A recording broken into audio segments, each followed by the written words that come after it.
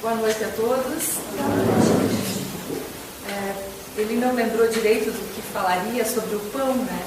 Mas nem só de pão vive o homem.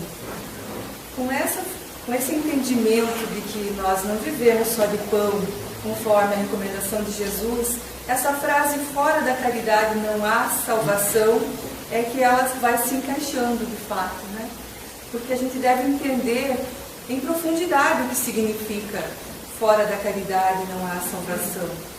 É uma normativa, é uma regra de todo espírita esta frase. E devemos então pensar sobre ela.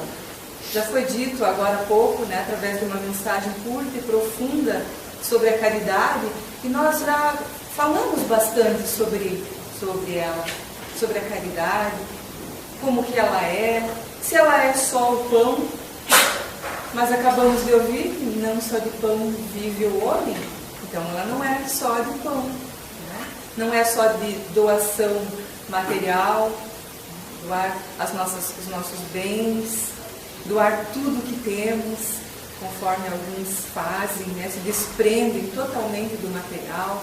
E isso ainda não é caridade, conforme Paulo, na sua epístola, né?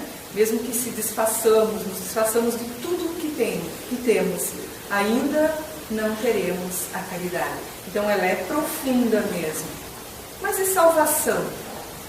A caridade a gente até que conversa, mas e sobre essa palavra salvação, colocada na doutrina espírita? O que será que significa? O que será que quer dizer essa frase? Fora da caridade não há salvação, na visão espírita, no entendimento da nossa santa e abençoada doutrina. Nós buscamos algumas explicações acerca da palavra salvação. Segundo Ian Ives, ele é um grande filósofo e ele coloca lá num dos seus livros que salvação, em hebraico, significa respirar à vontade. Fica vago para a gente, né? Salvação, respirar à vontade. E aí tem toda uma explicação acerca disso. Uma pessoa que esteja respirando bem, ela está salva. Isso é uma mentira? Acho que não, né? Quando a gente para de respirar, alguma coisa, né? A gente já está, não. E, inclusive, tem até os procedimentos para que volte a respiração. Aqueles que são entendidos da área, né? Eles sabem os procedimentos que tem que ser feito para que a pessoa retorne, volte a respirar, para que seja salvo, né? Para que continue vivo. Mas será que salvação se limita a isso, então? Continuarmos aqui na nossa experiência curta, né? Porque parece longa, depende da fase que a gente está vivendo, ela parece longa, depende. Mas é um piscar de olhos para o espírito imortal. E isso nos conforta, né?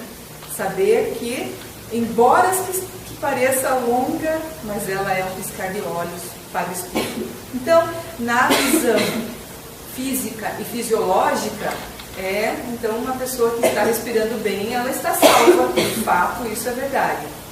E também lá no dicionário hebraico-português e aramaico-português, esses escritores ali, eles colocaram salvação como beleza, segurança, prosperidade, libertação, claridade. Olha só, todos são sinônimos de salvação. Alguém já tinha feito essa pesquisa e parado para pensar na palavra salvação? Está fazendo sentido tudo isso? Ou está parecendo muito uma viagem? Está esquisito? Será que está esquisito tudo isso? Antes de receber no latim eclesiástico a conotação mais radical de salvação eterna, a maioria de nós tem origem católica. Então, na origem católica, salvação tem aquela conotação de ir para o céu, ligado diretamente a isso, né? Ser salvo significa que você não vai arder no fogo do inferno. Salvo, né? Então, mas antes de receber essa conotação que foi dada pela Igreja Católica, principalmente, o adjetivo salvos, entre os antigos romanos, estava relacionado ao que é inteiro, intacto, e, portanto, ao que se encontra em bom estado. O latim salvus nos remete a solus, no indo-europeu com base em sol, que mais tarde formará o grego holos, que significa todo, e no latim sólidos, firme, real, total. E a gente poderia falar aqui sobre a nossa visão limitada, comparando com a visão holocentrada de Francisco de Assis. Um ícone dessa visão holocentrada, que significa que eu faço parte do todo e o todo faz parte de mim. E aí ele chamava todo mundo de irmão, né? Conhecido por irmão Sol, irmão Lua, as pedras eram irmãs dele, até a dor era irmã de Francisco de Assis. Então é uma visão muito ampliada nesse holos, que significa todo, holocentrada, que nós encontramos ainda algumas barreiras para chegar nesse nível, né? A gente tem muito ainda o que trabalhar, mas temos um exemplo a seguir. O principal é Jesus, nosso guia e modelo, né? Nosso irmão mais velho, o nosso farol. Mas temos esses nossos irmãos que viveram aqui também, que é o caso do Francisco de Assis, com essa visão, então, holocentrada. Mas como ainda entender agora, fora da caridade não há salvação? Todos nós aqui, tenho quase certeza que conhecemos a parábola do bom samaritano. Eu acredito que sim, né? Todos nós conhecemos. E ela fala de amor. Mas o amor a quem? A quem será que é falado o amor na parábola do bom samaritano? Será que é o amor a Deus? É amor ao próximo, né? Essa parábola fala exatamente do amor ao próximo. E o que aconteceu naquele tempo? Levantando-se um doutor da lei, experimentou-o, dizendo. Então eles estavam sempre experimentando Jesus, né? O doutor da lei, entenda-se nos dias de hoje por advogados. Hoje nós temos os advogados, os doutores da lei. Esse doutor da lei indagou a Jesus: Mestre, que farei para herdar a vida eterna? Alguém lembra da resposta? Silêncio. A gente conhece bem pouco do Evangelho ou a gente tem vergonha, será? Ou a gente tem medo de errar alguma frase, alguma palavra? É isso que ele respondeu? Jesus em seguida?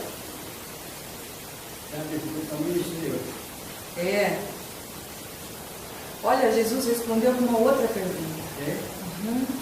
Jesus respondeu assim: o que é que está escrito na lei? E como lês tu? Jesus não respondeu diretamente. Jesus fez uma outra pergunta, aliás, fez duas, né? O que está escrito na lei? E como lês tu?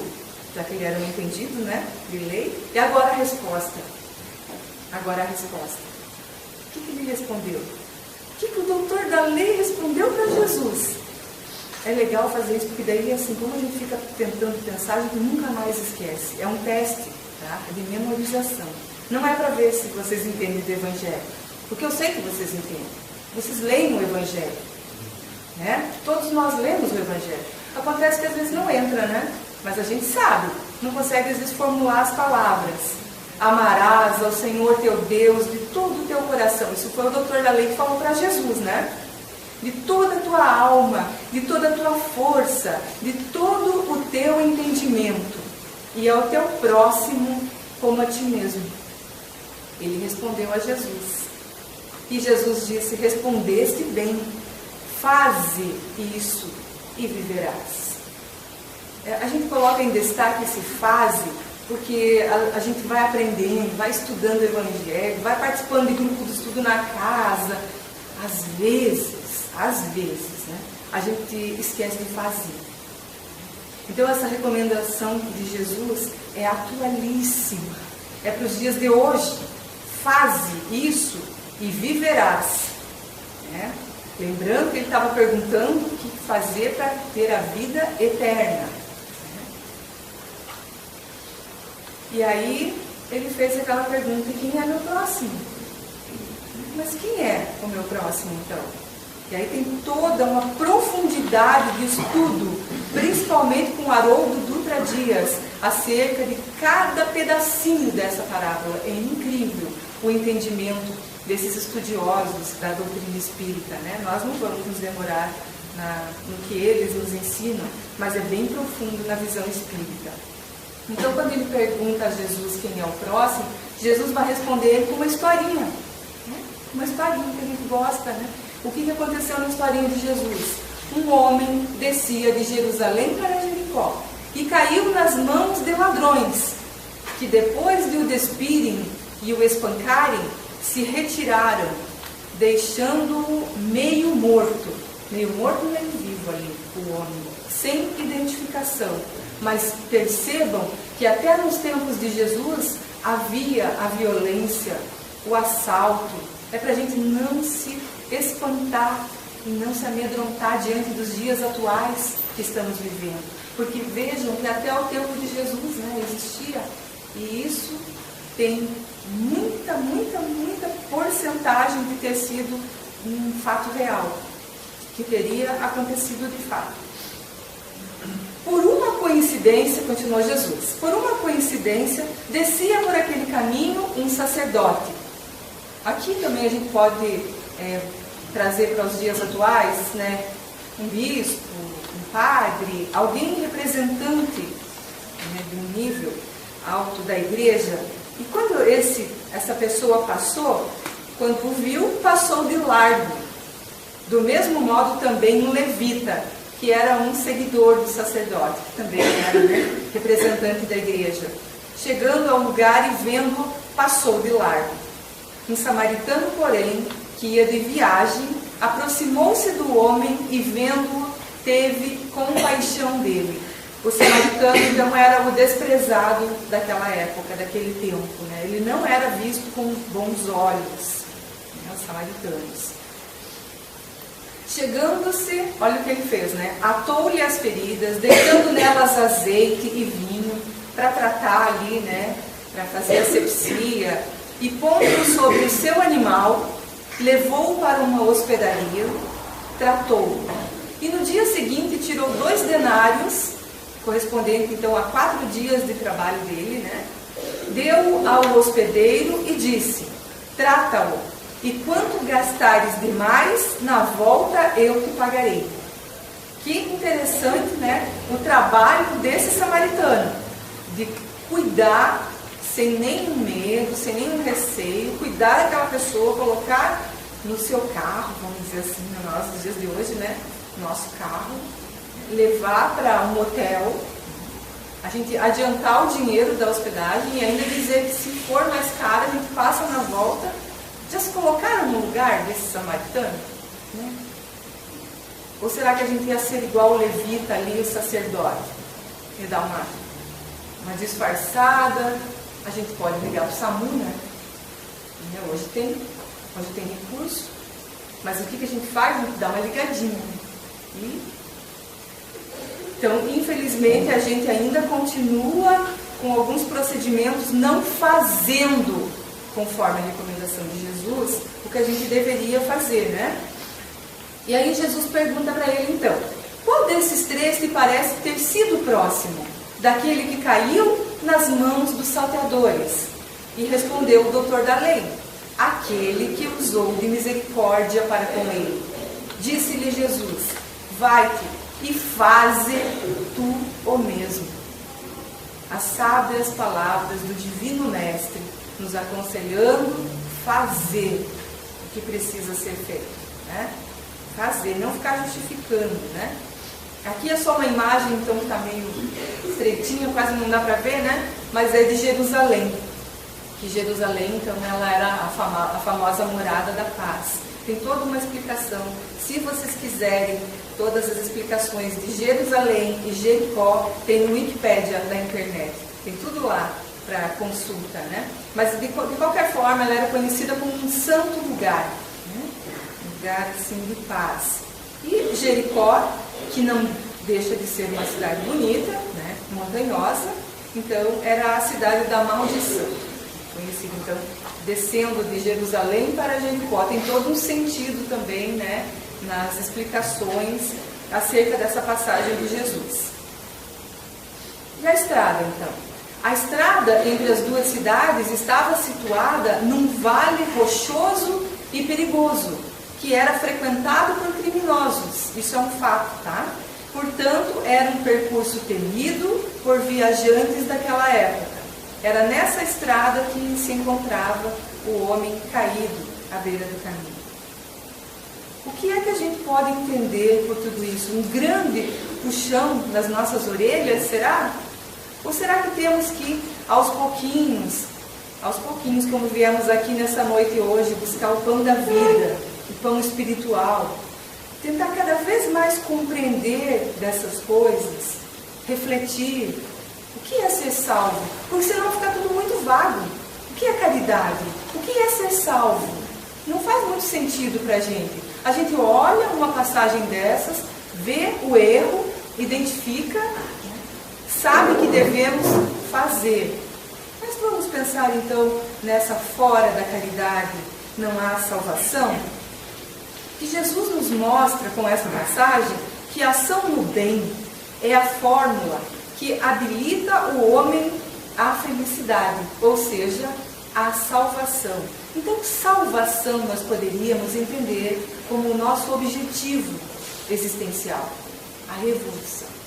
Todos fomos criados para a perfeição relativa. E quem aqui nunca sentiu vontade de me tire daqui?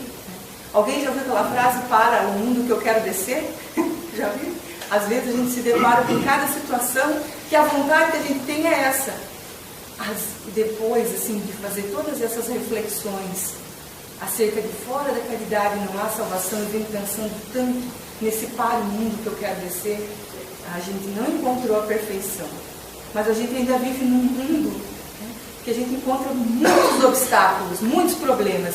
Então, isso nos impulsiona à evolução, a crescer, para que não precise parar o mundo para a gente descer, para que a gente possa subir. Não precisa parar o mundo para a gente descer. Se a gente encontrar o caminho correto da caridade, né, a gente vai subir. A gente vai sair, não descer. Descer não é legal. Né? Se aqui já está complicado, né, imagina descer.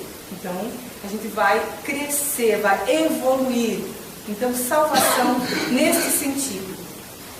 E a nós espíritas que temos o livro dos Espíritos, encontramos lá na parte 3ª, que fala das leis morais, no capítulo 12 da perfeição moral, Kardec vai tratar de assuntos relacionados às paixões. E é bem interessante esse capítulo, é curtinho, bem curtinho, né? A partir da questão ali 909, 908, vai algumas questões, acredito que umas 6, né, se não me falha a memória. Bom, na questão 909, Kardec pergunta: poderia sempre o homem, pelos seus esforços, vencer as suas más inclinações? Olha a pergunta dele. O que vocês acham que os espíritos superiores responderam a Kardec? Sim ou não? Será que ele respondeu que poderia? Ou será que ele disse não poderia não? O que será, né? Ele colocou assim: e frequentemente fazendo esforços muito insignificantes. O que lhe falta é a vontade. Quão poucos dentre vós fazem esforços. Me chamou nossa atenção, né? Então eles estão nos orientando a essa ferramenta que nós temos chamada vontade. A vontade. E como é triste você perceber alguém com má vontade. Ou vocês nunca passaram por isso? Alguém que está lhe atendendo alguém do órgão público, não vou olhar para ninguém agora, porque pode ser que tenha alguém, né?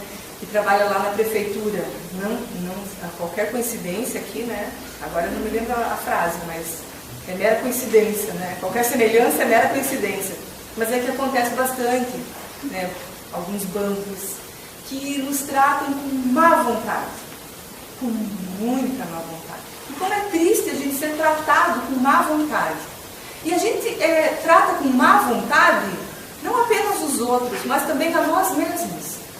Os espíritos superiores estão nos advertindo que nós poderíamos fazer esforços, olha, muito insignificantes. Vamos colocar a palavra muito na frente ainda. E que nós não temos a vontade. Nós usamos muito pouco a vontade. Então a gente acaba fazendo muito pouco esforço. E o verdadeiro espírita é aquele que se esforça para domar as suas más inclinações. Porque nós somos espíritos imperfeitos. E nós temos más inclinações. E nós temos que estar o tempo todo domando, a maledicência, o egoísmo. Eles ficam batendo ali, a gente vai domando. Esse é o espírita. O espírita que está na doutrina espírita. É aquele que é visitado frequentemente pelas suas más inclinações. Por isso que a gente não vê nenhum espírita perfeito. Para nós, perfeito é Jesus.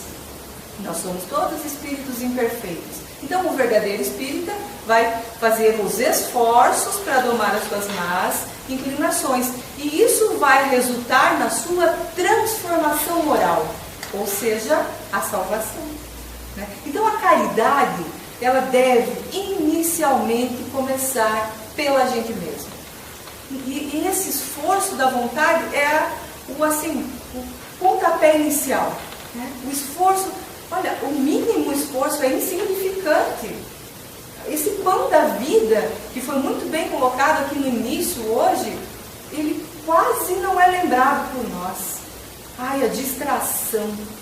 Esse mundo está tão divertido, tem tanta coisa, e o nosso trabalho nos exige tanto, e às vezes a nossa família, e ali a gente está fazendo esforços também, na nossa família, no convívio, e precisamos ter lazer, é claro, isso faz parte, é necessário para nós, é necessário esses momentos de relaxar, mas as leituras, como que andam?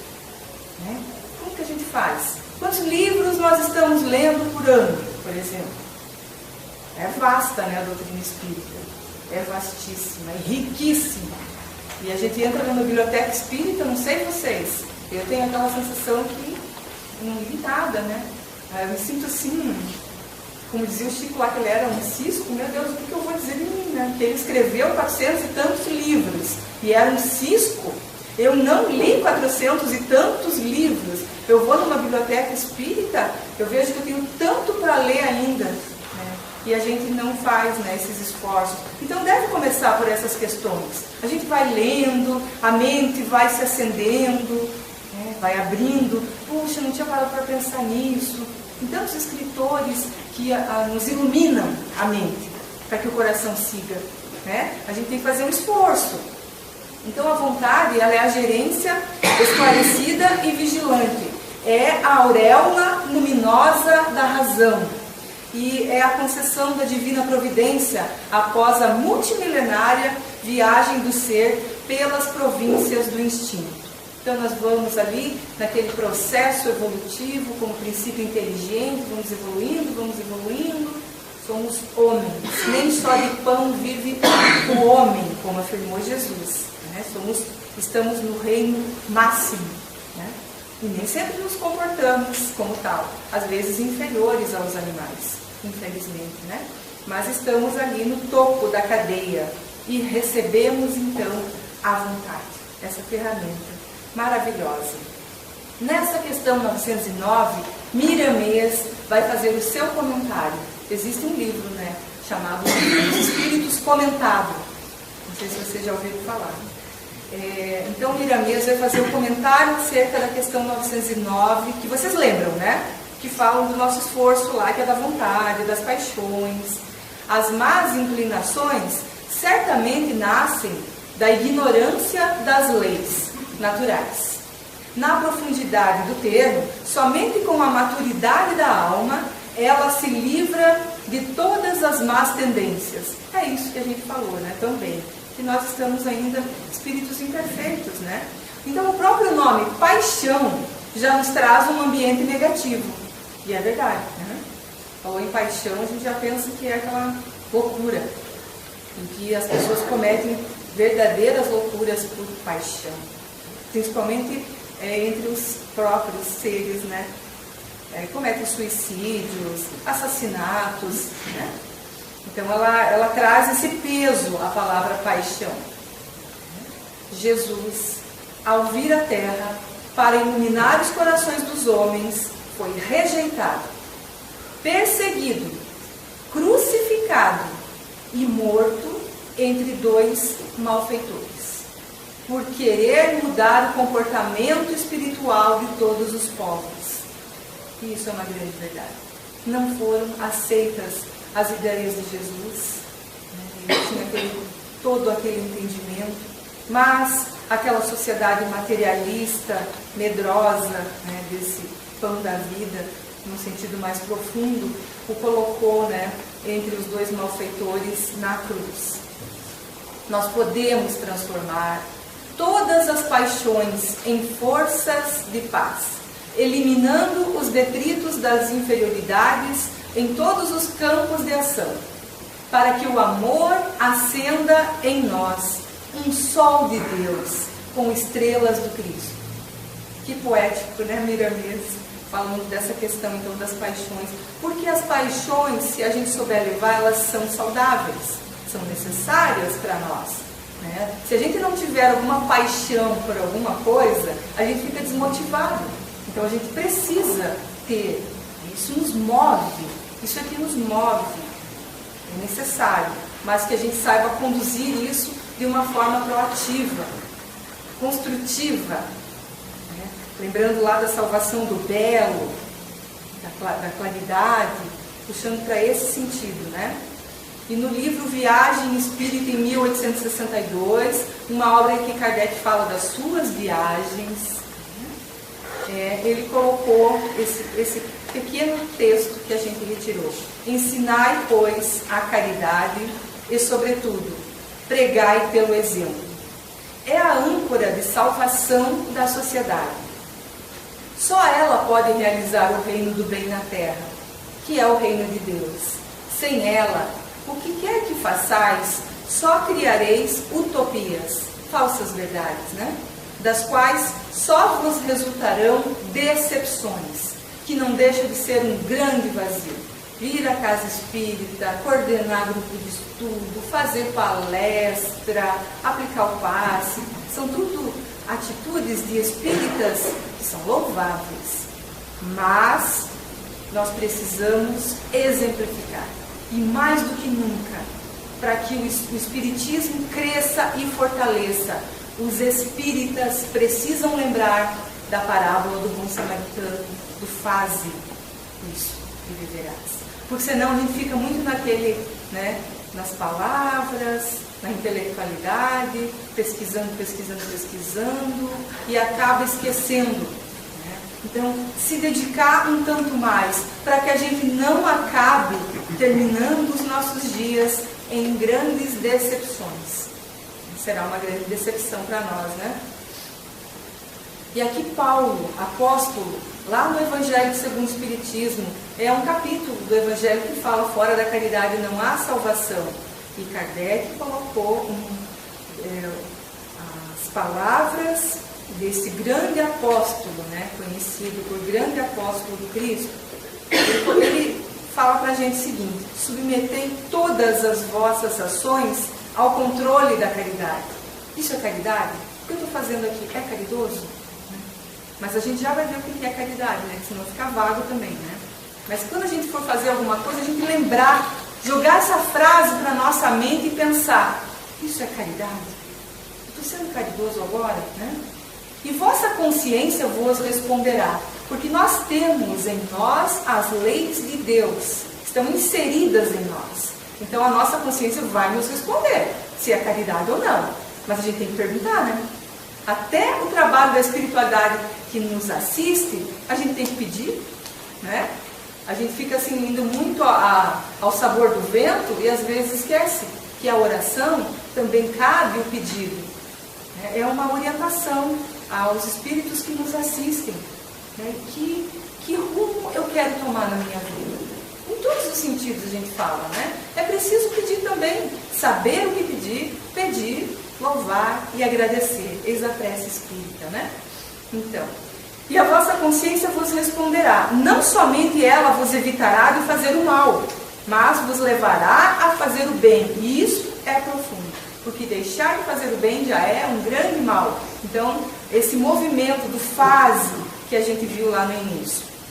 E continuando com Paulo, meus amigos, agradecei a Deus que vos permitiu pudesseis gozar da luz do Espiritismo. Não porque só aqueles que a possuem podem ser salvos. Não é fora da casa espírita não há salvação. Aqui o lema não é. Se alguém ouvir, está na casa errada, não é espírita. Porque Espiritismo não fala. Fora da casa espírita não há salvação. E Paulo deixa muito explícito isso no Evangelho. Então, não porque só aqueles que a possuem podem ser salvos. Não é. Mas porque vos ajudando a melhor compreender os ensinamentos do Cristo, ela vos faz melhores cristãos. Então, antes de sermos bons espíritas, o verdadeiro espírita, nós precisamos ser bons cristãos. Acompanhar mais de perto Jesus. Até a Bíblia, aquela Bíblia, né? Orações, as passagens, o Evangelho segundo o Espiritismo e tantas obras, principalmente de Emmanuel, que vão explicar as passagens de Jesus de uma forma tão profunda como Nosso, Fonte Viva. São livros que vão nos fazendo refletir. Fazei, pois, que em vos vendo se possa dizer que o verdadeiro espírita e o verdadeiro cristão são uma só e a mesma coisa. Porque todos aqueles que praticam a caridade são os discípulos de Jesus. Qualquer seja o culto a que pertençam. Então não importa a igreja, a religião. Todos os que praticam a caridade, né, são discípulos de Jesus. Essa é a visão da doutrina espírita. Não importa qual religião. Cada um está na religião que se sente mais confortável, que lhe satisfaz. Se a doutrina espírita está nos fazendo bem, somos espíritas, né? Vamos frequentar a casa espírita, mas sejamos discípulos de Jesus, né? Conforme a recomendação de Paulo. Compaixão. Um pouco é possível, fazer muito, menos faz aquele que nada faz. Então, às vezes, a gente tem aquela sensação de, o que adianta eu fazer isso? Vai resolver pouco ou quase nada. Mas então, menos faz aquele que nada faz. É uma frase assim também para a gente colocando, né? Mas é pouquinho, mas é a minha contribuição. É o que eu posso dar, né? É o que eu posso oferecer e vou. Porque isso vai fazer a diferença na vida dos outros ou na nossa vida, né? Faze isso e viverás, Jesus nos orientou. Então, isso vai fazer a diferença na nossa vida, a salvação, a evolução. Será com esses pequeninos passos que nós fomos dando. São pequenos passos ainda, a gente está aprendendo a andar, né? A gente está mal começando a querer aprender a andar. Michel, no Evangelho, no capítulo 13, ele traz um texto chamado piedade, que é a virtude que mais nos aproxima dos anjos, diz ele. Ele diz que é o sentimento, isso toca a alma, liga-nos uns aos outros, desperta a compaixão e a simpatia espontânea e desinteressada com a dor do próximo. Então, eu convido, né, a todos a fazerem a leitura lá do capítulo 13 do Evangelho, uma mensagem de Michel, falando sobre a piedade. Tomara que todos façam a leitura. Tomara que todos tenham o Evangelho segundo o Espiritismo e que todos façam a leitura, né, desse texto lindo e profundo. Vocês vão ver que estou falando a verdade. a indiferença, que é aquilo que aconteceu lá, né, com o levita, com o sacerdote, o nome disso é indiferença. Não tem outro nome, né? A indiferença, ela mata lentamente. Mata todos os sentimentos. E quando percebemos, já não existe mais nada.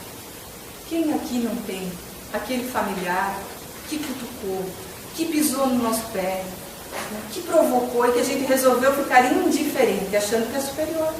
Mas não, sou superior, não converso mais com aquela pessoa, não convivo mais, e ainda na ilusão de achar que é do nível superior, né? Porque aqui é heterogênea, a verdade seja dita, né?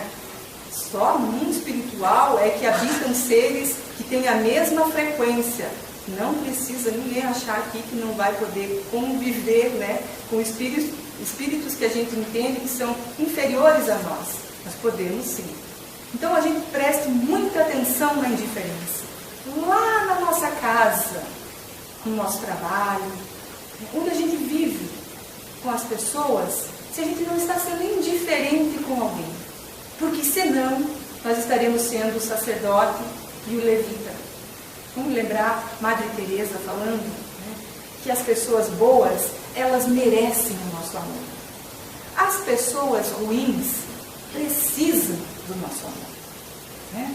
Alguém sabe essa frase que eu escutei, alguém repetindo aí. Então as pessoas boas, elas precisam do nosso amor. E como é bom a gente se sentir útil. E isso é uma paixão.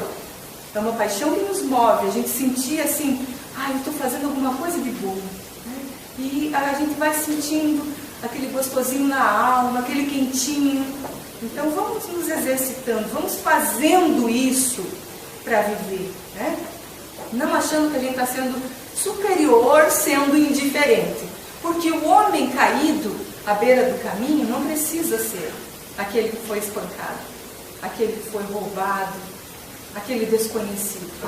O homem caído à beira do caminho, muitas vezes é aquele nosso familiar, que não consegue largar o vício. Então, não quer largar o vício, então também te largo. Né? A gente faz assim. Porque está acabando com a minha vida. Está acabando com a minha vida, não aguento mais.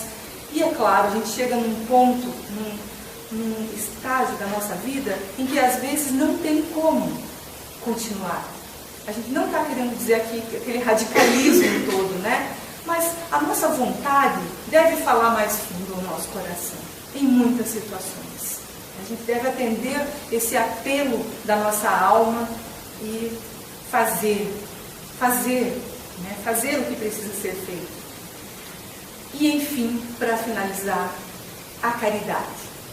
A caridade, conforme a entendia Jesus, é o BIP. Né? O BIP, a evangelização conhece bem, né?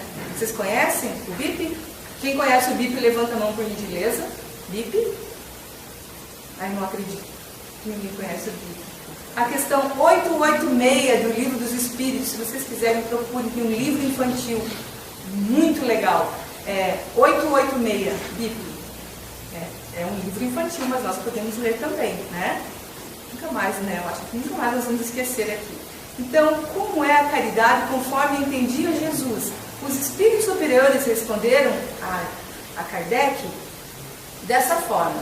O BIP, então, começa pela benevolência para com todos, que significa boa vontade para com alguém, disposição bondosa de promover a felicidade e prazer na prática de boas ações. Benevolência para com todos. Não era assim só para alguns, né? Benevolência só para quem está ali na tua família, só para quem é do teu sangue, né? Para o teu filho. Não, é benevolência para com todos, o BIP, né? Então vamos lá. E o I? Indulgência com as imperfeições dos outros. Isso a gente esquece também, né? A gente é meio salgado. Indulgência, a gente pode falar do doce, né? Do italiano, glutile, né?